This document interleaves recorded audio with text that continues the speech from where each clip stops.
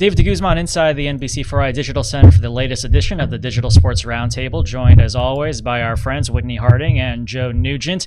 A lot to talk about, not much time. We're going into the Penn State game. And a lot to talk about from the Nebraska game. Let's start with the offensive line. Evolving situation, and it seems like Ryan Day still doesn't have much of the answers. Joe, where are we at with the offensive line? Need to find answers quick. That's basically the situation. When your two running backs who are really good only run for 54 yards combined, that's a problem. Now, Nebraska does have a good defensive line, but of course Ohio State needs to run for more yards against good defensive lines than that. And Ryan has said this week that the Buckeyes need to win the rushing battle to win this game at Penn State. You can kind of think of it in terms of a Michigan game in a way. Yeah. So absolutely. Yeah. So in terms of finding those answers, one, the question is who's available to play, and then where are they going to play? And it was interesting today. Ryan started. One of the questions was if Zen Michalski was healthy, would he start? And the first response was yes. Right. At least that's how I interpreted it. I was right there with you. But then later, a different version of the question with like a follow-up was asked, and Ryan kind of backtracked a little bit and said, well, let me just say if Zen's healthy, we'll have those discussions. We'll evaluate. Right. So, obviously, Zen struggled early on, especially in that game. I thought he progressed throughout the game. He kind of literally got his feet under him a little bit better. But it's a question. Do you want to put Donovan Jackson out there? He is your most experienced lineman. He's probably on pure talent, your most talented lineman.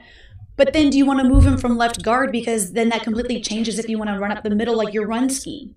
So it's kind of this balance of it's all important for the run. It's all important for the pass rush. But obviously a left tackle is a more pass rush thought process. Left guard is a run game thought process. And also very interesting, and it was the first question, about Carson Hinsman. Yes. Somebody who took a lot of reps at right guard during camp. Right. And Ryan said that the reason why they put Luke Montgomery in late at left guard is because Luke had the most reps at left guard.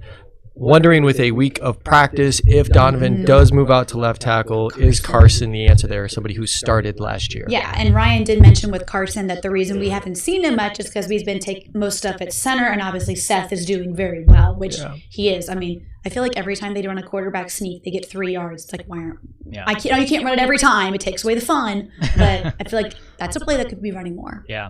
And full disclosure for those of you watching, we're taping this on a Tuesday. We could get more answers later in the week. There's another media availability on Wednesday, but a lot of things have to happen for that offense, and it really does start with that line. And if they can't get the run game going, how many times, Whitney, did Ryan Day talk about the importance of third down and converting third downs? At the end of that press conference, if you didn't know they were 1 for 10 on third down, then you were asleep.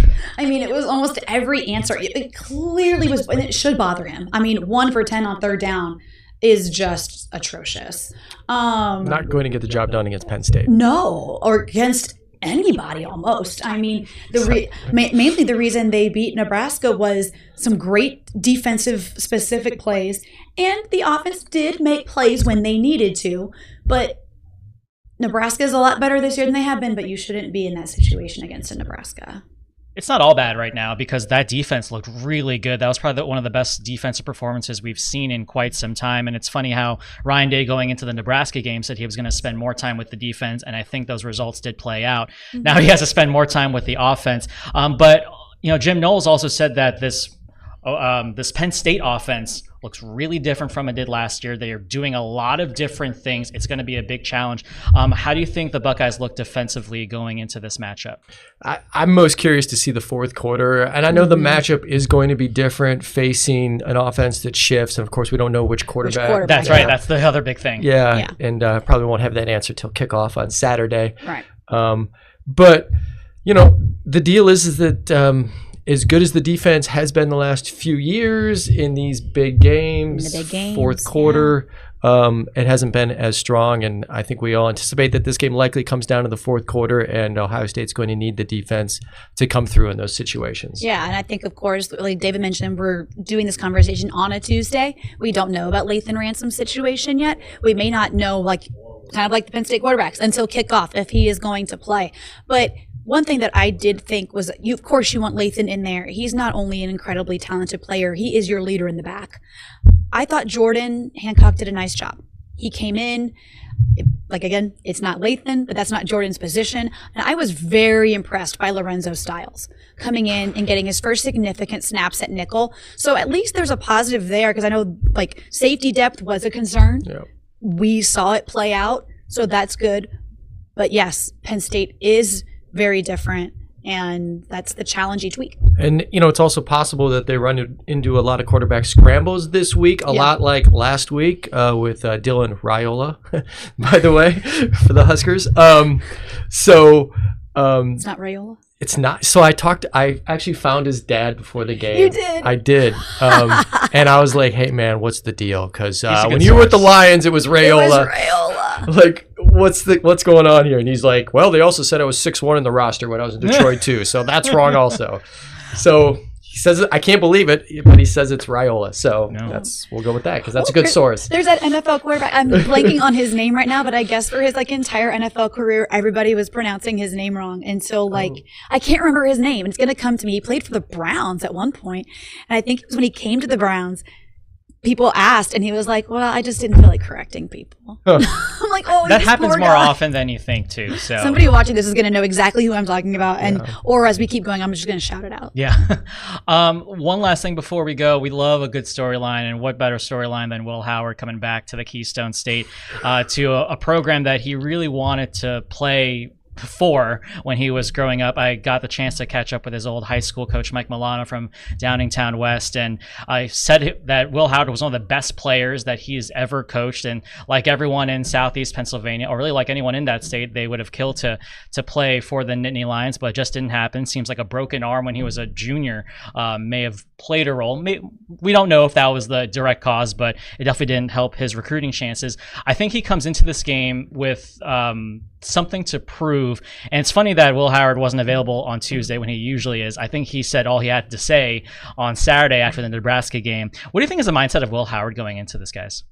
I think the important thing for Will, and I think because he's a veteran player, this actually sets up really well for Ohio State, because I think he'll know how to handle the situation. Sure. But I guarantee you, when a player says what he said last week, there's also a little concern that he's going to try to do too much. Can't press. Right? But I think because he's been around, he also understands that he has to play within himself and within the offense. And so, I anticipate it being a positive for this team. And he knows it's not about him. Right. He knows what his role is on this team. He is the quarterback. He is the leader. It is really his job to play solid. Yeah. He doesn't have to do anything spectacular. So, I think he's going to do a really good job. By the way, I could not take not knowing what that quarterback's name was. Let's look it up, of course. It's Tyrod Taylor. Okay. Everybody called him Tyrod Taylor. Yeah. Oh, really? And then we found out, when he came to the Browns near the end of his career, it's Tyrod Taylor. Yep. That's right. It only took his entire career. I should have known that, because I used to cover Virginia Tech, and that was, that makes I remember everybody being sense. like, wait, what? Yeah.